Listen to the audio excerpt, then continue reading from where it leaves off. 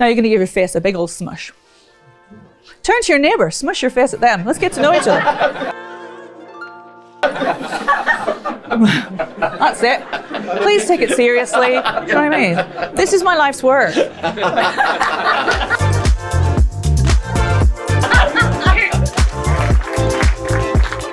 Every single interaction we have when we communicate is based on emotion, right?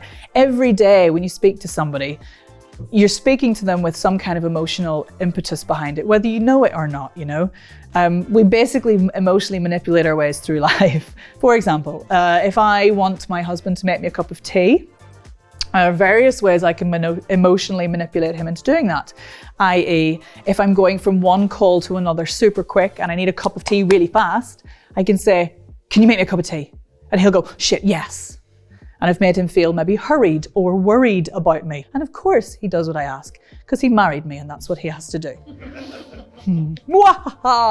You look at what you've got to say and you think, how do I want the person listening to me to feel when I say this? Because feelings and emotional change is what gets people to do something, do what you want them to do, whether it's hire you, take your design seriously, listen to you, invite you on a podcast, whatever it is. The person listening has to feel something. They have to feel different at the end of talking to you as they did at the start. You've got to change their feelings in some way. And this is a really good way of getting to the root of, okay, well, why am I saying what I'm saying? What do I want from this interaction? Practice. This is the next thing. And people, to be perfectly honest, just don't practice enough. And that's the truth of it. You have to practice more than you think you need to practice. You got to practice even when you don't want to. Schedule it in your diary. My thing is practice in loads of different situations, right? So when I was prepping for this talk, remarkably, I practiced loads. I did it in the car, back and forth to Newcastle, about 493 times. I did it to an accountability group I have, shout out to the gals. I did it quietly in my son's bed at 5 a.m. when he decided he needed me, just going through like what the words were, could I remember them? And then I also did it to my husband on our evening walk last night when, quite frankly, he couldn't get away. So just practice more than you think you need to. This is good because it's replicating exactly what you'll be going through, right? When you have a speaking situation to deal with. So what do you feel in your body? Share it with me if you are feeling something. It's like stuck here. Mm-hmm. The voice, the breath, the breath. Okay, good. Well, good news is your lungs are there. So that's okay. That is where the breath is. But I understand what you mean when you say stuck. So let's think a bit more. It's tension, right? Yeah, I think I feel my shoulders are tense. Yeah, good. So of what we've done today, what do you think you could do to combat that? Swimming, yeah. Bend the knees. Bend the knees, yeah. And for your shoulders, we've done a little bit of shimmying, haven't we? We've done a little bit of arm shaking. So let's think about how we can create tactics to deal with what's happening in the body out of the work that we've done today, because we've got loads of tools now.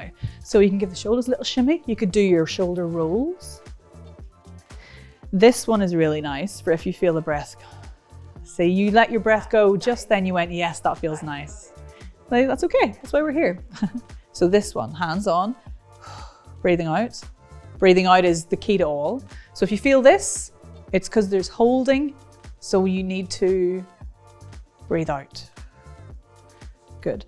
The first thing is breathe out. The big thing that people say when you get nervous is, okay, take a deep breath, take a deep breath, take a deep breath. And what happens then? And then people hold, and then there's tension here, tension in the voice, and then you go to speak and you go, hi, and it all comes out in a really weird way. The best thing you can do when you feel nervous for your voice is actually to breathe out.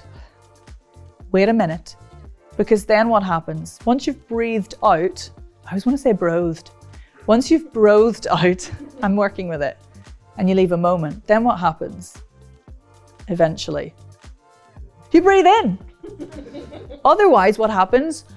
We die. Yeah, exactly. So your body's designed to breathe in for you, right? So if you trust in those moments of anticipation and nerves and excitement that your body will breathe for you and keep you alive, already it starts to feel settled. If you take a deep breath, as if you're telling it, we need more breath right now, it thinks, oh shit, we're fleeing, we're fighting, whatever. And it's much harder to get your voice out because without getting too sciencey, you've actually got loads of air pressure underneath the tiny little vocal folds. And then actually your voice gets more tense because it's trying to regulate that airflow to speak for you. And it's harder because all this air just wants to come out. So if you breathe out first and then leave a moment, and then just before you speak, hi, breathe in, it will really help settle your nerves. So if in doubt, breathe out. Not my motto, but so great. My approach is 3 steps. Ultimately, it's the voice itself. So if you need help with vocal confidence, it's that. Learning how to use your voice, maybe it's voice exercises, or my training is diagnostic, so I have an MA in voice studies, so it's about understanding if there is actually an underlying issue that we need to think about. So we tackle the voice, and then we think about the script, if you're using one, or whether you want to go off bullet points and how you hone that skill. Ultimately, it's the words then.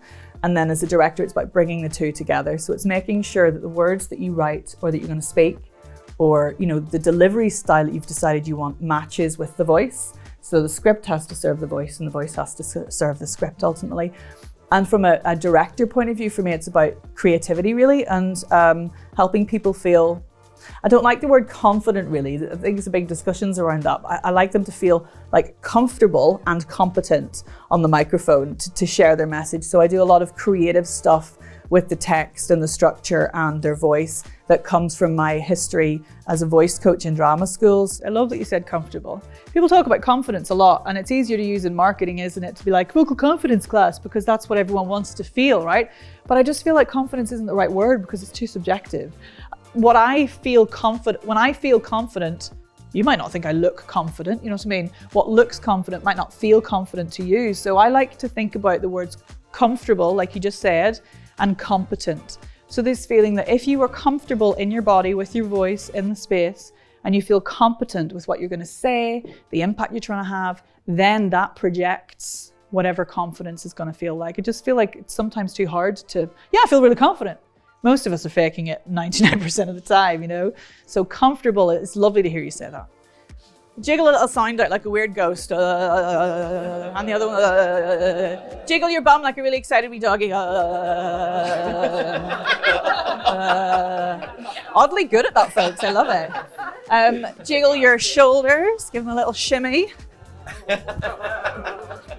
Good. Wrong bra. Lovely. Nice jiggle. Finally, like a really weird ghost. Fab. You might need to put your book down for this bit. It's really important when you're doing anything with voice to think, how does it feel for me? Because sometimes we can get caught up in sound, like how does it sound? Oh, I think I sound this, I think I sound that. And ultimately it has to be sensation over sound.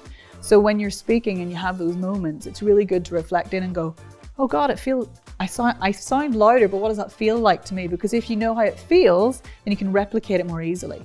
Because if you try to be loud, it's going to come from a place probably of pushing or projection or tension.